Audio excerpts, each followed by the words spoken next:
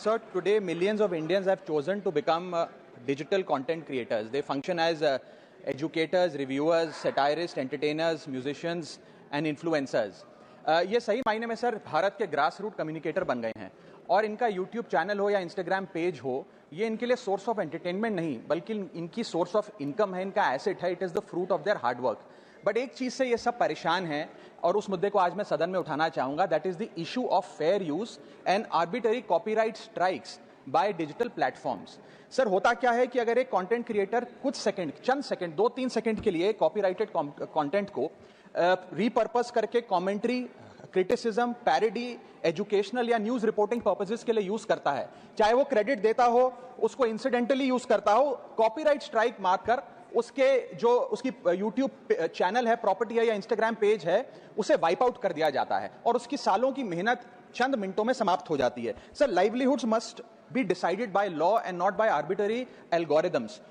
Sir, this by no means that one is against copyright holders. उनके hard work और originality को respect करने की जरूरत है, लेकिन यह समझने की जरूरत है that fair use is not piracy. Fair use where sometimes the purpose of using this content is incidental or transformative must not tantamount to wiping out somebody's hard work. Sir, because innovation cannot grow in fear and creativity cannot survive under threat. India का copyright act sir 1957 में बना. एक ऐसे दौर में बना जब ना इंटरनेट था, ना कंप्यूटर थे, ना डिजिटल कंटेंट क्रिएटर्स थे, ना यूट्यूब, इंस्टाग्राम था. And this act lakhs the very definition of digital creators. ये फेयर डीलिंग की बात करता है, लेकिन फेयर डीलिंग की बात किताबों, मैगजीन और जर्नल के कॉन्टेक्स्ट में करता है, जो उस दौर की इंफॉर्मेशन डिसेमिनेशन के सोर्सेज थे, ना कि आज के दौर की. इसीलिए मैं 3 मांगे आज सदन में लेकर आया हूं. मेरी पहली मांग है, amend the copyright act of 1957 and define digital fair use. परिभाषित करिए कि ट्रांसफॉर्मेटिव यूज क्या है, जैसे कि commentary, satire, critic, explanation. Define करिए कि इंसिडेंटल यूज क्या होता है, कि अगर बैकग्राउंड में ऑडियो विजुअल चंद सेकंड्स के लिए चले तो वो इंसिडेंटल यूज है या पूरे कंटेंट को वो वाइप आउट करें.